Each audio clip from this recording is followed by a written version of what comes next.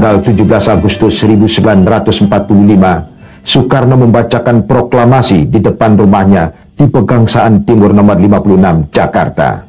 Proklamasi. Kami, bangsa Indonesia, dengan ini menyatakan kemerdekaan Indonesia.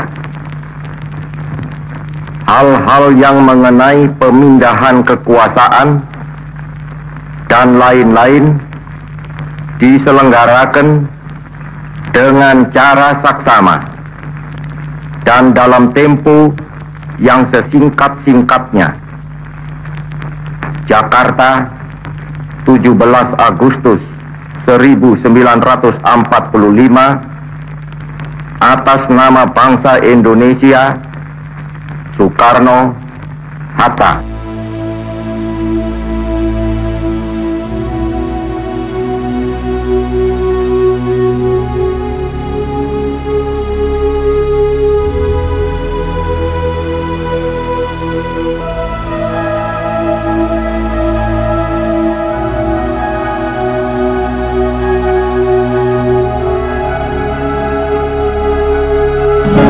Seperti telah diperhitungkan oleh pemimpin-pemimpin Republik, pasukan serikat atau sekutu yang akan mengambil kekuasaan dari tangan Jepang mendarat di Tanjung Priok, Jakarta.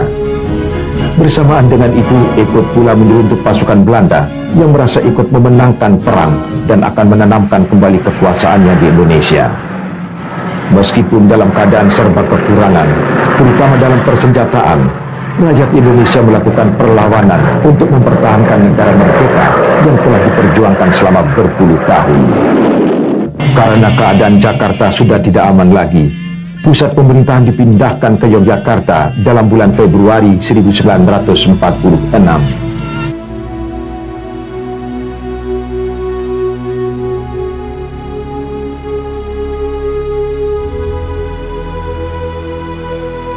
Meskipun di meja perundingan telah disepakati penyelesaian sengketa dengan Belanda di bawah pengawasan PBB, namun Belanda selalu melanggar perjanjian-perjanjian yang telah disetujuinya sendiri.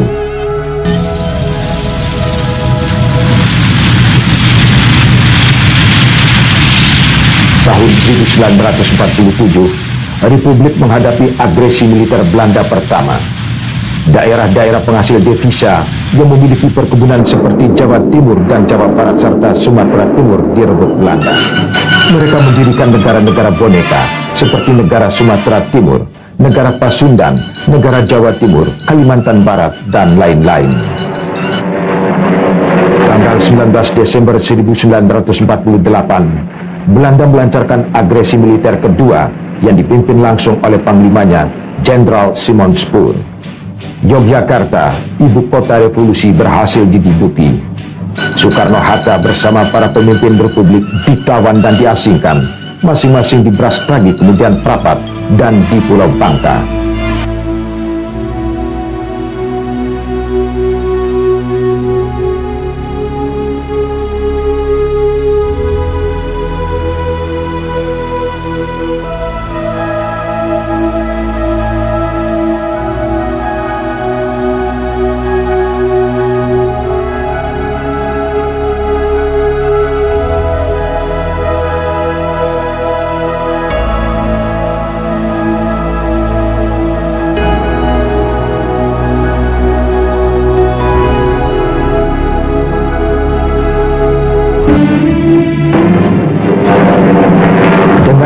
Yogyakarta dan menawan pimpinan tertinggi, Belanda mengira bahwa Republik Indonesia sudah dapat dilikuidasi.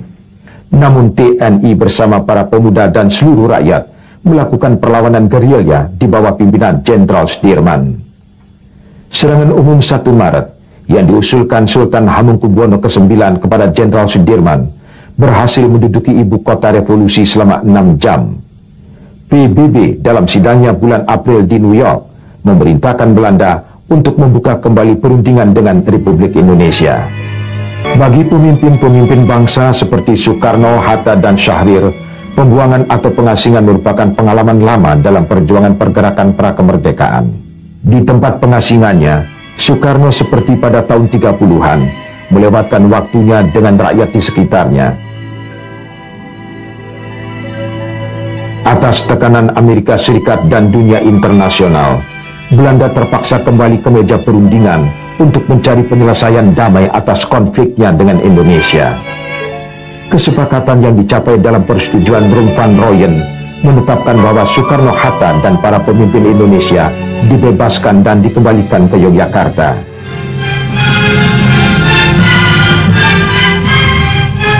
Setelah dicapai persetujuan KMB pada tahun 1949, Presiden Soekarno yang telah dipilih sebagai Presiden Republik Indonesia Serikat kembali ke Jakarta.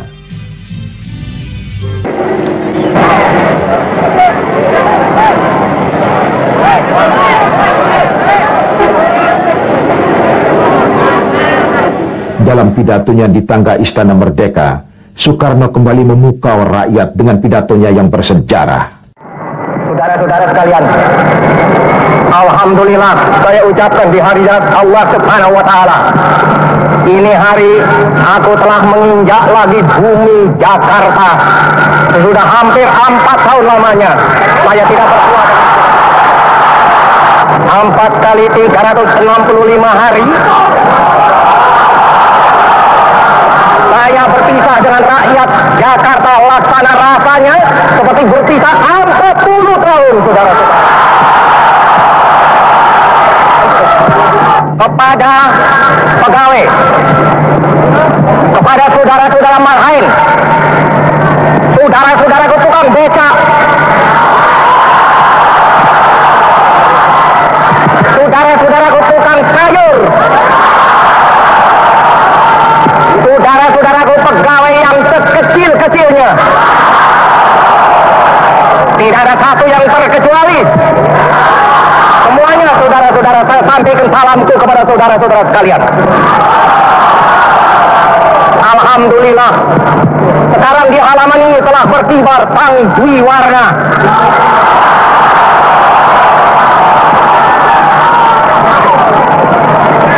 Benar, saudara-saudara, penyerahan kedaulatan ini adalah hasil daripada goodwill, maksud yang baik, pengertian yang baik antara Indonesia dan Belanda, antara Indonesia dan dengan seluruh dunia internasional. Memang kami berterima kasih atas goodwill itu. Saya pun pada saat sekarang ini, saudara-saudara, menyampaikan terima kasihku kepada semua utusan-utusan agung daripada negara-negara asing yang pada ini hari telah hadir di sini. Para penyambut di lapangan udara Tuban, Bali, bagaikan rangkuman bunga yang tumbuh di tengah jambangan.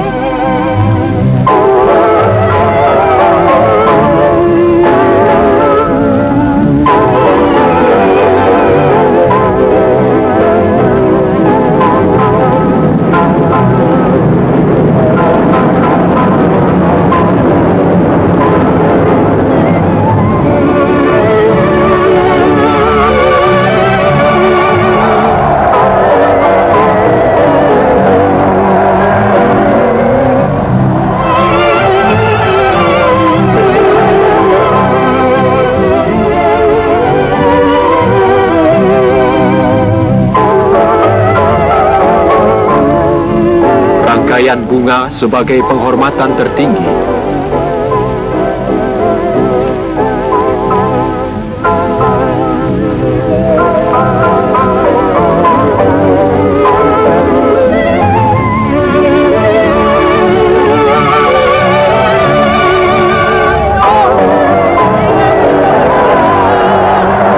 Nikita Sergeyevich Khrushchev dan Presiden Soekarno mencurahkan perhatiannya kepada upacara adat di Bali.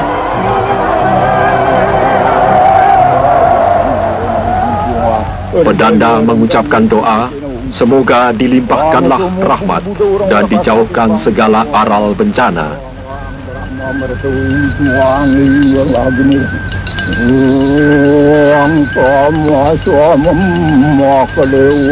Sarva paranitang karam momochya sarva papibhyo valaya swasada sivam papakhyam papakhyam.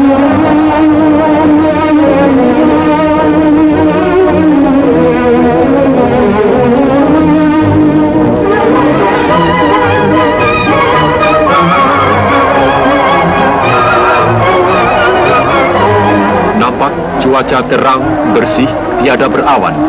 Tetapi toh harus menggerakkan penyapu kaca depan karena taburan bunga laksana hujan.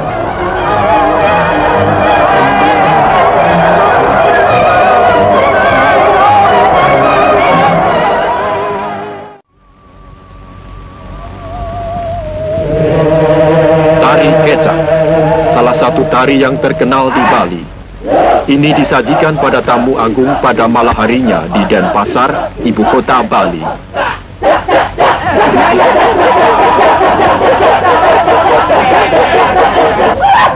Kita pakai aja.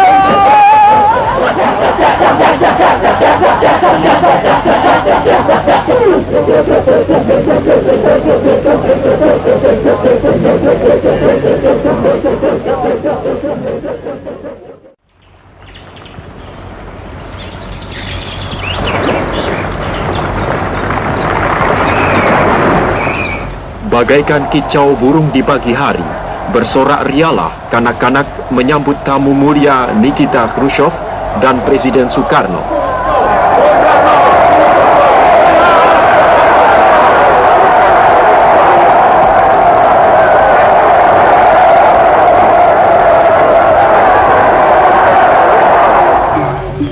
Tiba di panggung kehormatan Denpasar, dan disinilah pula tamu agung menerima kehormatan menyaksikan upacara adat yang menggambarkan penghidupan manusia dari lahir sampai ajalnya.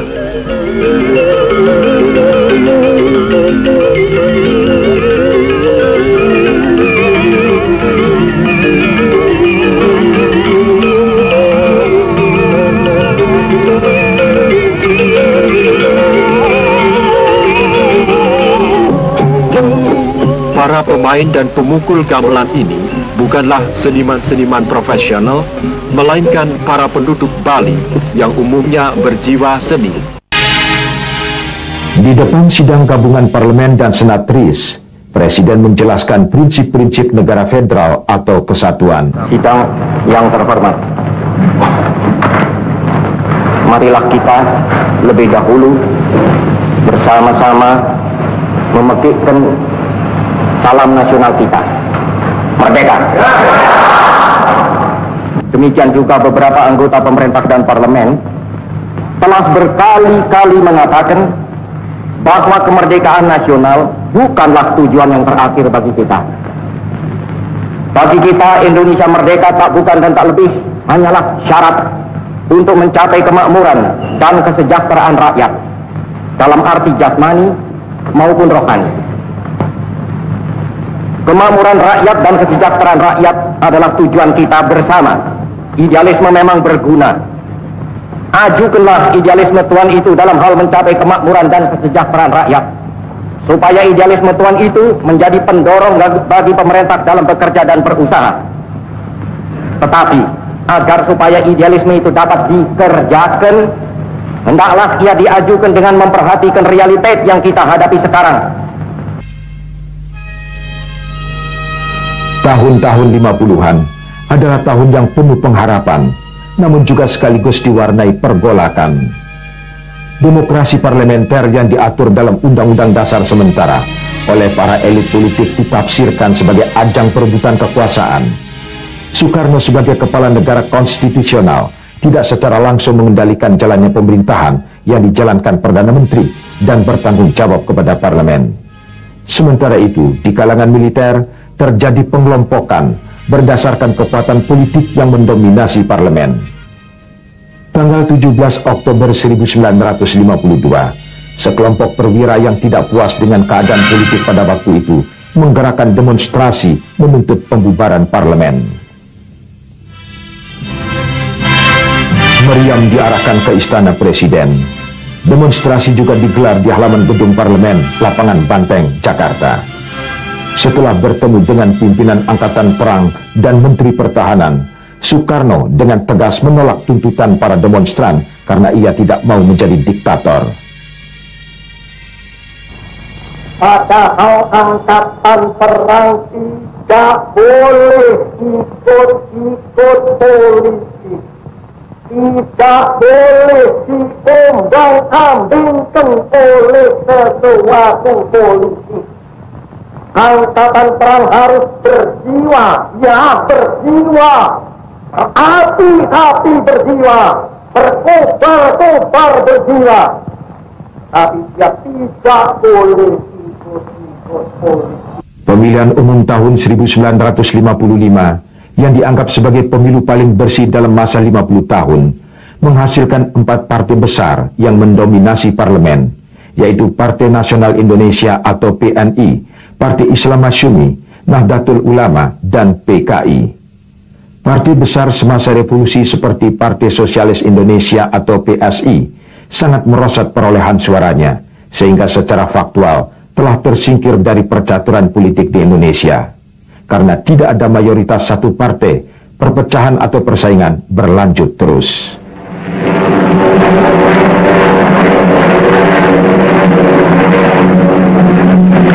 Sekelompok perwira angkatan perang yang tidak puas dengan situasi politik saat itu, mengobarkan pemberontakan di daerah-daerah Sulawesi dan Sumatera, serta menyatakan ingin berpisah dengan negara Republik Indonesia. Presiden Soekarno yang mendapat dukungan dari KSAD Nasution menyatakan negara dalam keadaan bahaya dan memerintahkan menghadapi pemberontakan daerah dengan kekuatan militer. Sementara itu, Dewan Konstituante hasil pemilu yang bertugas membuat undang-undang dasar baru tidak berhasil menyelesaikan tugasnya dan menemui jalan buntu. Waktu Soekarno menawarkan untuk kembali ke Undang-Undang Dasar 1945, pemungutan suara menghasilkan suara seimbang antara yang setuju dan yang menentang. Akhirnya pada tanggal 5 Juli 1959, melalui dekret Presiden dan dukungan Angkatan Darat, Presiden Soekarno menyatakan berlakunya kembali Undang-Undang Dasar 1945, menetapkan Undang-Undang Dasar 1945 berlaku lagi